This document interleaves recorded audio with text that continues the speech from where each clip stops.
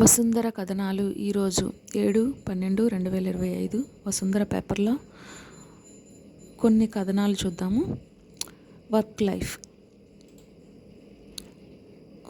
లైఫ్లో అక్కడే ప్రశాంతత. ఈనాడు వెబినార్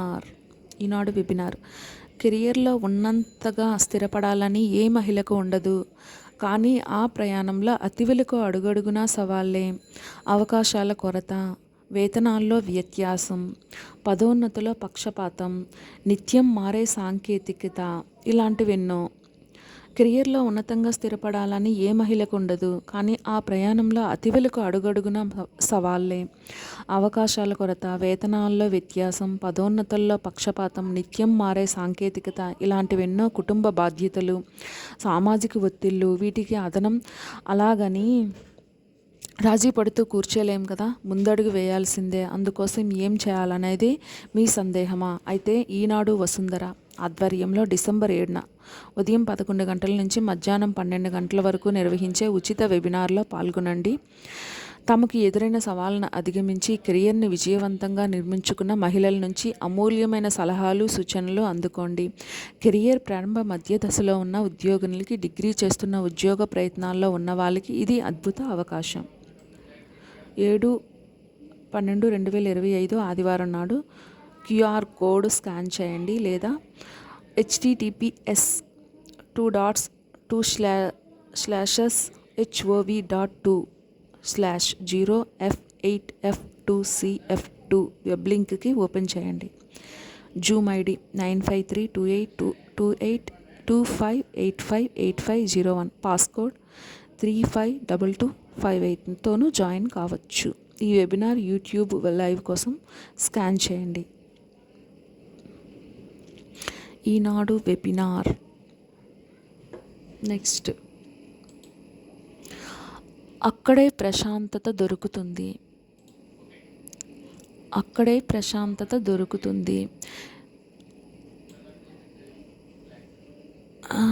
ఇదివరకు ప్రయాణాలంటే జలపాతాలు, కొండలోయల అందాలని చూడటానికి ఇష్టపడే అమ్మాయిలే ఎక్కువ. నచ్చిన ప్రాంతాల లిస్టు తయారు చేసుకొని వీలున్నప్పుడు ప్లాన్ చేసుకొని వెళ్ళేవారు. వాళ్ళ కోరికల జాబితాలో సముద్రాలు, లోయలు తప్పక ఉండేవి. ఇదివరకు వీలున్నప్పుడు ప్లాన్ చేసుకొని వెళ్ళేవారు. కానీ ఇప్పుడు జీవన శైలిలో ఎదురవుతున్న ఇబ్బందులను అధిగమించడానికి ట్రిప్పులకి వెళ్తున్న వారి సంఖ్య పెరుగుతుంది. దాంతో ఏ చిన్న అవకాశం వచ్చినా ట్రిప్పులు వెళ్ళడానికి మక్కువ చూపిస్తున్నారు. ప్రయాణాల్లో ఈ ట్రెండ్ని సెట్ చేశారనే చెప్పాలి ఈ తరం అమ్మాయిలు. అయితే వీళ్ళంతా పర్యాటకం రూపురేఖల్ని మార్చే పనిలో పడ్డారంటోంది గూగుల్ సెర్చ్. ఎందుకంటే ఇండియా టాప్ ట్రావెల్ సెర్చ్ 2025 జాబితాలో ఆలయాలు, పురాతన కట్టడాల కోసం వెతికే యువత సంఖ్య ఎక్కువగా ఉన్నట్లు వెల్లడైంది. ఆలయ నిర్మాణాల వెనుక కథలు, కట్టడాల తీరు, వాటికి ఉన్న విశిష్టత, సైన్స్కి కూడా అంతు చిక్కని విశేషాలు మమ్మల్ని ఆకర్షిస్తున్నాయి. ఆలయ పర్యటన మాకో పాజిటివ్ వైబ్ ఇస్తుంది అని అంటున్నారట. అందుకోసం వీటి కోసం వెతికే వారి సంఖ్య పెరిగిందట. ఇంతకీ మీ ఎంపిక ఏమిటి? What is the trending in Vasundhara పేజ్లో కొన్ని కథనాలు చూద్దాము. ఆల్రెడీ ఈనాడు వెబినార్, అక్కడే ప్రశాంతత దొరుకుతుంది, అలాంటివి 2 చూసాం కదా. సారా టెండూల్కర్ వారణాసిలో 36 గంటలు ఏమేం చేశానంటే, నచ్చిన ప్రదేశానికి వెకేషన్కి వెళ్తే ఆ ప్రాంతాన్ని పూర్తిగా చుట్టేయకుండా అక్కడి నుంచి కదలం, షాపింగ్ చేయకపోయినా, అక్కడ ఆహార ప్రత్యేకతలను రుచి చూడకపోయినా ఆ యాత్ర అసంపూర్ణమే అనిపిస్తుంది. అందుకే వారణాసి అంతా కలియ తిరిగి తన యాత్రను సంపూర్ణం చేసుకొచ్చానంటుంది సారా టెండూల్కర్. తాజాగా తన తల్లితో కలిసి ఈ పుణ్యక్షేత్రాన్ని సందర్శించిన ఆమె సరదాగా అక్కడ వీధుల్ని తిరుగుతూ షాపింగ్ చేసింది. ఆ ప్రాంతాల్లోని పాపులర్ వంటకాల రుచిని ఆస్వాదించింది. ఇలా తన 36 గంటల కాశీయాత్రను ఫోటోల్లో బంధించిన సారా ఆ స్వీట్ మెమొరీస్ని ఇన్స్టాలో పంచుకుంటూ మురిసిపోయింది. ప్రస్తుతం అవి వైరల్ అవుతున్నాయి. ఆ, బనారస్ చీర కొన్నాను. క్రికెట్ లెజెండ్ సచిన్ కూతురుగానే కాదు, న్యూట్రిషనిస్ట్గా, ఫ్యాషనిస్ట్గా సారా మనందరికీ పరిచయమే. అలాగే ఈ మధ్య ఓ పిలాటిస్ అకాడమీని కూడా ప్రారంభించి అందరినీ ఫిట్నెస్ దిశగా ప్రోత్సహిస్తుంది. ఇక సోషల్ మీడియాలో చురుగ్గా ఉండే ఈ ముద్దుగుమ్మ తన వ్యక్తిగత జీవితానికి సంబంధించిన ప్రతి విషయాన్ని ఈ వేదికగా ఫ్యాన్స్తో పంచుకుంటుంది. తన ట్రావెలింగ్ అనుభవాలను షేర్ చేసుకుంటుంది. అయితే తాజాగా తన తల్లి అంజలితో కలిసి వారణాసి టూర్కి వెళ్ళింది సారా. సుమారు 36 గంటల పాటు అక్కడ గడిపిన ఆమె తన యాత్ర విశేషాలని ఫోటోలలో బంధించి ఇన్స్టాలో పోస్ట్ చేసింది. వారణాసి యాత్ర నాకెన్నో మధురానుభూతుల్ని పంచింది. అక్కడ వీధులన్నీ కలిగి తిరుగుతూ చీరల షాపింగ్ చేశా. బనారసీ చీరలు ఇక్కడ ఫేమస్. ఒకదానిపై ఒకటి పేర్చిన ఈ రంగురంగుల జరీ మోటివ్స్ బనారసీ చీరలు చూడగానే ఆకట్టుకున్నాయి. అందుకే ఒకటి కొనేసా. ఆపై ఇక్కడ ప్రత్యేక వంటకాలని రుచి చూసా. తిరంగా బర్ఫీ, దహీ వడ, మట్టి కప్పులో టీ తాగడం ఇవన్నీ మర్చిపోలేని అనుభూతులే.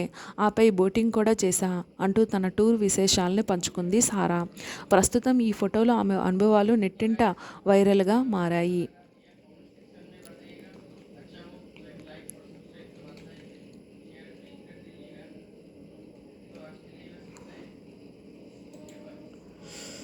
నెక్స్ట్ ఆ రోజుల్లోకి వెళ్ళొద్దామా. నెక్స్ట్ కథనం ఆ రోజుల్లోకి వెళ్ళొద్దామా. పరీక్షలప్పుడు నైట్ అవుట్ పేరుతో స్నేహితులంతా ఓ చేట చేరడం, లేదంటే స్నేహితురాలు ఇంటికి వెళ్ళి ఆంటీ వాళ్ళు బతిమాలుతున్నారమ్మా, ఈ రాత్రి అక్కడే పడుకుంటా, ఉదయాన్నే వచ్చేస్తానంటూ ఫోన్ చేయడం చిన్నప్పుడు ప్రతి ఒక్కరికి పరిచయమే. అమ్మ సందేహిస్తుంటే మారం చేయడం, తీరా ఒప్పుకున్నాక ఏదో సాధించేసామన్నట్లు ఎగిరి గెంతేయడం. ఆ రోజులే వేరు. మళ్ళీ అలాంటివి తిరిగి వస్తే బాగుండు అని అనుకోకుండా ఉండలేం కదా. అవును మరి. చదువుకునేటప్పుడు కనీసం ఉద్యోగాలు చేసేటప్పుడైనా నేస్తాలతో ఇలా గడపడం సాధ్యమయ్యేది. పెళ్ళయి పిల్లలు పుట్టాక మన ప్రపంచమే మారిపోతుంది. దానికి తోడు కొలువు జోడైతే బిజీగా మారి పేరైపోతాము. ఇక ఇవన్నీ ఎక్కడ సాధ్యం అనుకుంటాం. కానీ బాధ్యతలన్నీ పక్కన పెట్టేయండి. సరదాగా మీ స్నేహితురాలతో ఓ స్లీప్ ఓవర్ ప్లాన్ చేయండి. తిరిగి ఉత్తేజంగా తయారవుతారు.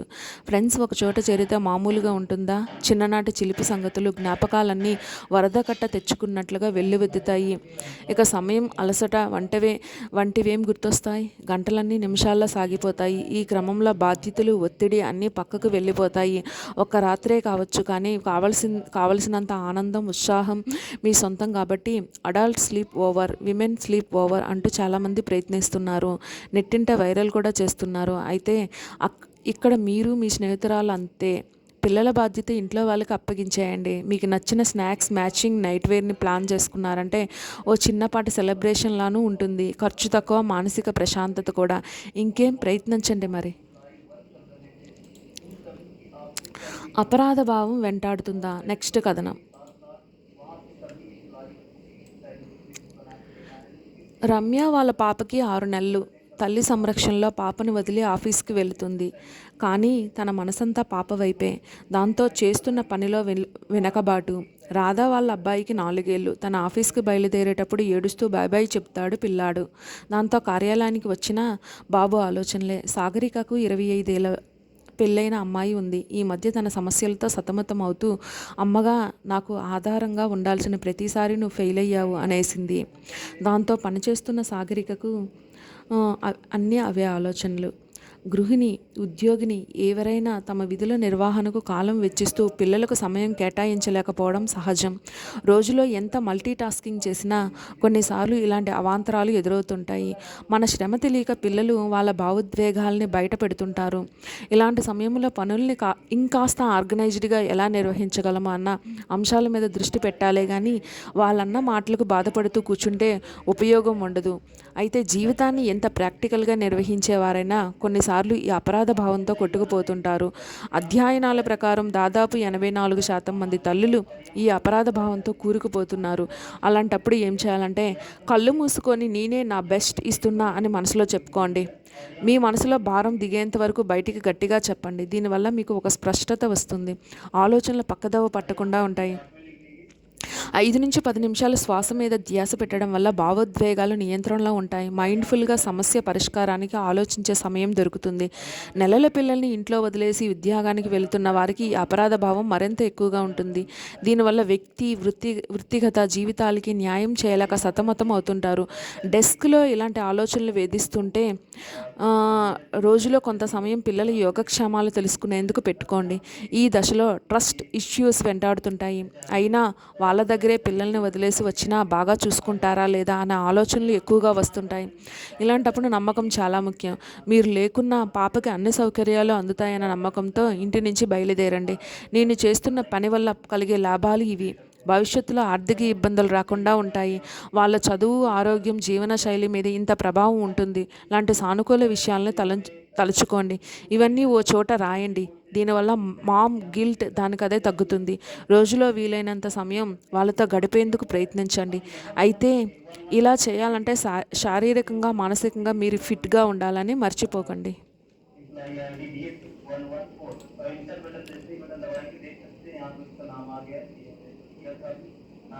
ఆఫీస్లో ఇలా వద్దు. తర్వాతి కథనం.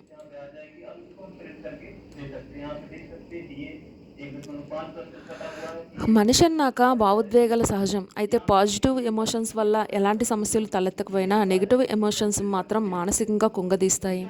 ముఖ్యంగా పనిచేసే చోట ఇలాంటి భావోద్వేగాలు అసలు ప్రదర్శించకూడదు అంటున్నారు నిపుణులు. లేదంటే వాటి ప్రభావం మన కెరీర్పై పడే అవకాశాలు ఉన్నాయంటున్నారు. అవేంటో తెలుసుకుందాం రండి. కోపం వస్తుందా? అబ్బబ్బా, ఎంత చేసినా ఈ పని మాత్రం అయిపోవట్లేదు. దీనికి తోడు ఎవరైనా రాకపోతే వారి పని నేనే చేయాలి అంటూ కోపం తెచ్చుకుంటుంటారు కొంతమంది. అయితే దీనివల్ల నిరాశ, నిస్పృహలు ఆవహించడం తప్ప మరే ప్రయోజనము ఉండదు. ఇక ఆ సమయంలో ఎవరు మాట్లాడించినా ఆ కోపాన్నంతా వారిపై చూపిస్తుంటారు. ఇలాంటి ధోరణి పనిచేసే చోట అస్సలు మంచిది కాదంటున్నారు నిపుణులు. ఇలా చేయడం వల్ల ఇటు మీ పని పూర్తి కాదు, అటు ఇతరులతోనూ అభిప్రాయ భేదాలు ఏర్పడతాయి. కాబట్టి పని భారం ఎక్కువగా ఉన్నప్పుడు కోపం తెచ్చుకోకుండా శాంతంగా ఆలోచించాలి. ఈరోజే ఖచ్చితంగా పూర్తి చేయాల్సిన పనులేంటో చూసుకొని మీకున్న సమయంలోనే వాటిని పూర్తి చేయడానికి ప్రాధాన్యం ఇవ్వాలి. ఆ తర్వాత సమయం ఉంటే మిగతా పనులు చేయడం, లేదంటే వాటిని మరుసటి రోజు పూర్తి చేయడం, ఇలాంటి చిన్న చిన్న ప్రత్యామ్నాయ మార్గాలను అనుసరిస్తే పని ఎక్కువగా ఉందన్న చికాకు మీపై పడకుండా ఉంటుంది. ఏడుస్తున్నారా? మంచి మంచి ఉద్యోగాలు చేస్తూ ఉన్నత స్థానాల్లో కొనసాగుతున్న వారికి కూడా ఇటు వృత్తిపరంగా అటు వ్యక్తిగతంగా ఎన్నో సమస్యలు ఉంటాయి. అయితే కొందరు ఈ రెండింటిని సమన్వయం చేసుకోలేక సతమతం అవుతుంటారు. ఈ భావోద్వేగాలను అదుపు చేసుకోలేక అక్కడే ఏడ్చేస్తుంటారు. కానీ ఇలా సహోద్యోగుల ముందు, పై అధికారుల ముందు ఏడవడం వల్ల వారికి మీరు చులకనయ్యే అవకాశం ఉంటుంది. కాబట్టి ఈ సమస్య ఏదైనా భావోద్వేగాలను అదుపు చేసుకోవడం, వాటి ప్రభావం చేసే పనిపై పడకుండా చూసుకోవడం ఉత్తమం. మరీ అంతలా బాధ అనిపిస్తే మీకు కాస్త క్లోజ్గా ఉన్న సహోద్యోగులతో, లేదంటే మీరు మీ కుటుంబ సభ్యులతో పంచుకొని దాని పరిష్కారం కోసం వారి సహాయం తీసుకోవడంలో తప్పు లేదు. అసూయకు దూరం. కొందరికి పని విషయంలో చక్కటి ఆలోచనలు రావచ్చు. దాంతో వారు పై అధికారులు మెప్పు పొందవచ్చు. అయితే ఇలాంటి సందర్భాల్లో కొందరు వారిపై అసూయ పడతారు. అబ్బా, ఆ మాత్రం పనికే మంత పొగడాలా అంటూ వారిపై ఈర్ష్య, ద్వేషాలు పెంచుకుంటుంటారు. కానీ ఇలాంటి వాటి వల్ల ఇతరులకు మీపై చెడు అభిప్రాయం కలగడం తప్ప మరే ప్రయోజనము ఉండదు. కాబట్టి సహోద్యోగుల విషయంలో ఇలా ఆలోచించడం మాని మీకు తెలియని విషయాలు వారి నుంచి తెలుసుకోవడానికి ప్రయత్నించాలి. ఉద్యోగులందరితో స్నేహపూర్వకంగా మెలుగుతూ వారి విజయాన్ని మీ మనస్ఫూర్తిగా అభినందించడం నేర్చుకోవాలి. అభద్రత. కొత్త ఉద్యోగంలో చేరిన, అందులో కొన్నేళ్ళు అనుభవం గడించిన కొందరికి వారు చేసే ఉద్యోగం పట్ల అభద్రతాభావం ఉంటుంది. పని విషయంలో ఎప్పటికప్పుడు అప్డేట్ కాకపోవడం, ప్రతి విషయంలో ఇతరులతో పోల్చుకోవడం వల్ల ఈ సమస్య వస్తుంది. తద్వారా మీపై మరింత ఒత్తిడి పడి చేస్తున్న పని కూడా సరిగ్గా చేయలేరు. కాబట్టి పని విషయంలో అప్డేటెడ్గా ఉండడం, ఇతరులతో పోల్చుకోవడం మాని మీకు తెలియని విషయాలు సహోద్యోగులను అడిగి తెలుసుకోవడం వల్ల అభద్రత మీ దరి చేరకుండా జాగ్రత్త పడవచ్చు. అలాగే కెరీర్లో రాణించవచ్చు. సమాప్తి ఇక్కడితో.